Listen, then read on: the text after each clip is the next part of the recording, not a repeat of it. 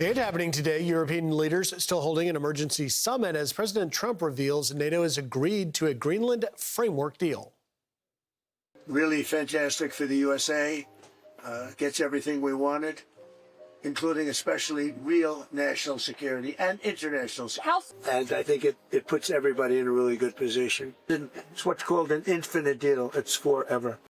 Fox News contributor and former Reagan Assistant White House Counsel Hugh Hewitt joining us now. Good morning, Hugh. And just so our viewers have just a little bit more context, the White House also put out a statement on this Greenland deal, the details of which we don't know. But they say this: if this deal goes through, and President Trump is very hopeful it will, the United States will be achieving all of its strategic goals with respect to Greenland at very little cost forever. President Trump is proving once again he's the deal maker in chief. As details are finalized by all parties involved, they will be released accordingly. It appears to me, Hugh, that some of those details will be obviously the ability to build the Golden Dome and then also something to counter the influences of Russia and China in the region. Good morning, Griff. It's a big deal. President Trump is making Davos great again. It becomes something of a joke, like Brian mentioned, a gathering of rich people. But with the Greenland deal, he's looking not just this generation, not the next generation, but many generations out as to how do you protect the United States with the forward deployed ability to intercept. The key word is hypersonics. They fly low, they fly fast, and you've got to push your defenses out. Greenland is the perfect place to put them. There's going to actually be American sovereignty over parts of the island, and it's a fantastic outline. Now, the EU is going to be a little bit stunned because they're not really part of this. This is a NATO deal. 8 countries border on the Arctic, 7 of them are in NATO, and all 7 of those are going to welcome the ability to deter Russia's ability to threaten any of them with hypersonic missiles and to keep China out of the Arctic. I will be particularly looking for what does the United States get to say about the 230-mile exclusive economic zone that surrounds the 27,000 miles of Greenland. It's an enormous island. People don't read their geography anymore. But what the president has achieved, given where he was like a week ago, is really extraordinary, and it happened at Davos. And along comes the Board of Peace, which is a promise. It's not like Greenland. It's not an outline. It's not an almost done deal. It's a promise that the Arab people of Gaza have needed for a long time. So it's really been an incredible tour de force.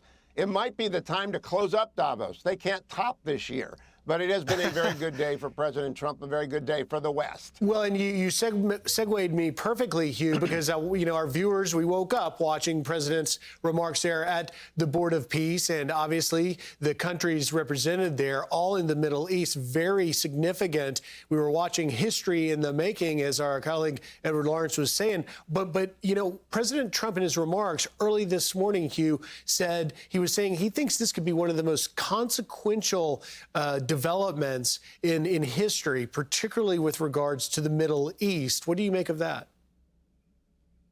I agree with him. A lot of people will not give Donald Trump credit because they've got Trump derangement syndrome. But the fact of the matter is, since 1967, up until 1967, Egypt controlled Gaza, and there wasn't much there. After 1967, it's been a place of conflict. Now it's leveled. There just isn't much left of Gaza because of Hamas's invasion of Israel on 10/7 and Israel's attempt to fight back and get back their people. Next step is Hamas must disarm. The president has put an underline under that. They must disarm. Once they are disarmed, there is no reason Gaza cannot be great, cannot be beautiful, cannot be as wonderful a piece of the Middle East as Dubai or Qatar or any of the great cities that people want to go to. The UAE's on that board. A lot of people are on that board that know how to build things. This is where the president's developer skill set comes in. Yeah. Been a magnificent week for him. I don't know what he does next. He said location, location, location. Real quick, Hugh, the 20 seconds I've got left. President Trump also said that the United Nations has great potential, but they haven't realized it yet. Kind of opened the door that this Board of Peace could work with the UN at some point down the road. It could be a spur for them to finally realize it's time to stop talking and to actually do something. Gaza would be a good place to start by dismantling the UNRW and get some real people in there with real solutions. Again, President Trump developer skills coming to the fore. Results, not talk. Hugh Hewitt, great insight as always. Have a good day. Hey everyone, I'm Emily Campagno. Catch me and my co-hosts Harris Faulkner and Kaylee McEnany on Outnumbered every weekday at 12 p.m. Eastern, or set your DVR. Also, don't forget to subscribe to the Fox News YouTube page for daily highlights.